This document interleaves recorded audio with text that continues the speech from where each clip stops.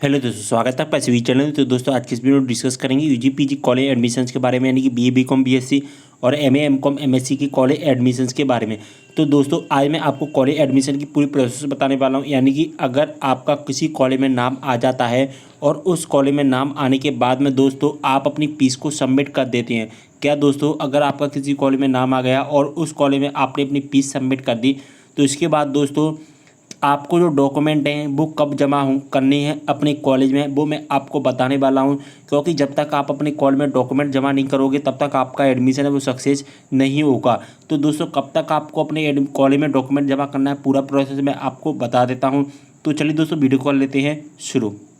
तो दोस्तों आपका यूजी का हो चाहे पीजी का हो, प्रोसेस सेम रहने वाला है। यानी कि आपने चाहे फर्स्ट राउंड में एडमिशन लिया हो, चाहे आपने सीएलसी राउंड में एडमिशन लिया हो, चाहे आपने सीएलसी सेकंड राउंड में एडमिशन लिया हो, चाहे आप सीएलसी थर्ड राउंड में एडमिशन लेने वाले हो, सभी के लिए प्रोसेस होने वाला है। तो वीडियो को पूरा देखना है और आपने इंस्टाग्राम पर फॉलो नहीं किया तो फॉलो ज़्यादा से ज़्यादा कर लीजिए, ठीक है। सेम प्रोसेस रहना है। आपने चाहे फर्स्ट राउंड में एडमिशन ले लिया हो, चाहे आपने दोस्तों सीएलसी में लिया हो, चाहे सीएलसी सेकंड या सीएलसी थर्ड राउंड में लिया हो, ठीक है। यानी कि आपका फर्स्ट राउंड में अलॉटमेंट लेटर आ गया था और अलॉटमेंट लेटर फर्स्ट राउंड में सीएलसी या मतलब किसी भी राउंड में एक्सपाइज या किसी भी राउंड में आपका अलॉटमेंट लेटर आ गया था। अलॉटमेंट लेटर आने के बाद में दोस्तों आपने क्या किया था, आपने अपनी फीस सबमिट की थी। जो भी आपकी फीस सबमिट लगी हुई थी, यानी कि अगर आप मेधावी छात्र योजना के अंतर्गत आए थे तो आपकी 10 रुपये फीस लगी होगी, और अगर आप किसी भी योजना के अंतर्गत नहीं आते थे तो आपकी जो फीस लगी थी वो 1000 रुपये लगी होगी। कितनी फीस आपकी सबमिट हुई होगी? आपकी 1000 रुपये फीस सबमिट हुई होगी, ओके। तो दोस्तों आपने फीस भी सबमिट कर दी थी। अब दोस्तों फीस सबमिट करने के बाद में इसके बाद आपने कोई भी प्रोसेस नहीं किया था। तो दोस्तों इसके बाद हमें क्या प्रोसेस करना है, यानी कि हमें क्या प्रोसेस करना है वो होता है हमारा, इसके बाद फीस सबमिट करने के बाद का जो प्रोसेस होता है वो होता है हमारा डॉक्यूमेंट वेरिफिकेशन का, सॉरी डॉक्यूमेंट सबमिट का। कौन सा होता है दोस्तों? डॉक्यूमेंट सबमिट का। यानी कि हमको कॉलेज में डॉक्यूमेंट जमा करने होते हैं, या आप अपनी फीस को सबमिट कर देते हैं। तो फीस को सबमिट करने के बाद में आपका जो एडमिशन का प्रोसेस होता है वो 90% कंप्लीट हो जाता है। लेकिन जो 10% होता है ना, इसी में हमारा रिजेक्ट होने की संभावना रहती है। 10% का मतलब होता है दोस्तों आपके डॉक्यूमेंट सबमिट करने की। तो दोस्तों आपको डॉक्यूमेंट कब सबमिट करने होंगे?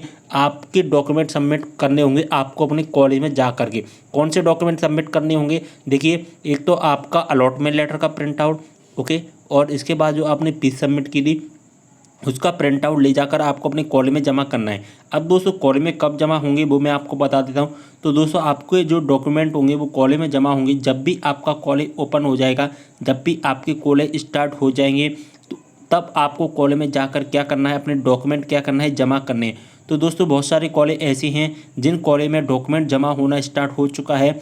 बहुत सारे कॉलेजों ने अपने पास में जो डॉक्यूमेंट जमा करना स्टार्ट कर लिया है। तो दोस्तों आपका जिस कॉलेज में नाम आया है, जिस कॉलेज में आपको अलॉटमेंट लेटर आया है, उस कॉलेज में जा कर के चेक कर लीजिए। या आप वहाँ पर नहीं जा सकते हैं तो आप वहाँ से किसी से भी कैसे भी करके उस कॉलेज का कॉन्टैक्ट नंबर ले लीजिए, कॉन्टैक्ट करके पूछ लीजिए कि क्या डॉक्यूमेंट सबमिट होना स्टार्ट हो गए हैं या नहीं हुए। क्योंकि बहुत सारे कॉलेज में डॉक्यूमेंट सबमिट होना क्या हो गया है दोस्तों, स्टार्ट हो चुका है। अगर आप डॉक्यूमेंट सबमिट नहीं करोगे तो क्या होगा दोस्तों, आपका जो एडमिशन है वो रिजेक्ट कर दिया जाएगा। जी हाँ दोस्तों, आपका एडमिशन रिजेक्ट हो जाएगा अगर आप डॉक्यूमेंट सबमिट नहीं करोगे। तो डॉक्यूमेंट में आपको मैं बता चुका हूँ, अलॉटमेंट लेटर का प्रिंट आउट, ओके, फीस का प्रिंट आउट, साथ ही अब आपके जो भी डॉक्यूमेंट होते हैं उन सभी डॉक्यूमेंट को हमको सबमिट करना होगा। अगर आप मेधावी छात्र योजना के अंतर्गत आते हैं तो इसका एक कॉलेज से आपको सर्टिफिकेट मिला होगा जब आपने वेरिफिकेशन किया था, या नहीं मिला हुआ तो आपको कॉलेज में जाकर कहना होगा कि हमारा वेरिफिकेशन हम के टाइम पर हमने मेधावी छात्र योजना के अंतर्गत आए थे। तो इसके लिए हमारा जो वेरिफिकेशन का जो प्रोसेस होता है, जो डॉक्यूमेंट सबमिट का प्रोसेस होता है वो ऑटोमेटिकली कर दिया जाएगा, ओके। लेकिन आपको अलॉटमेंट लेटर और जो होता है हमारा फीस का जो प्रिंट आउट होता है वो जमा करना होगा। तो कॉलेज में बहुत सारे स्टार्ट हो चुके हैं जमा करना, बहुत सारे कॉलेज ऐसे हैं जिनमें जमा होना स्टार्ट हो चुका है। तो आप भी अपने कॉलेज में ट्राई कर लीजिए। अगर डॉक्यूमेंट सबमिट होना स्टार्ट हो गए हैं तो आप जल्दी से अपने डॉक्यूमेंट को वहाँ पर जाकर सबमिट कर दीजिए। दोस्तों डॉक्यूमेंट सबमिट ऑनलाइन नहीं होंगे, इसके लिए खुद आपको जाना होगा। जिस कॉलेज में आपने एडमिशन लिया है उसी कॉलेज में आपको डॉक्यूमेंट सबमिट करने के लिए जाना होगा, यानी खुद से ही जाना होगा। ऑनलाइन सबमिट नहीं होता है, क्योंकि बहुत सारे स्टूडेंट सोचते हैं कि ऑनलाइन सबमिट होते हैं, ऑफलाइन होते हैं।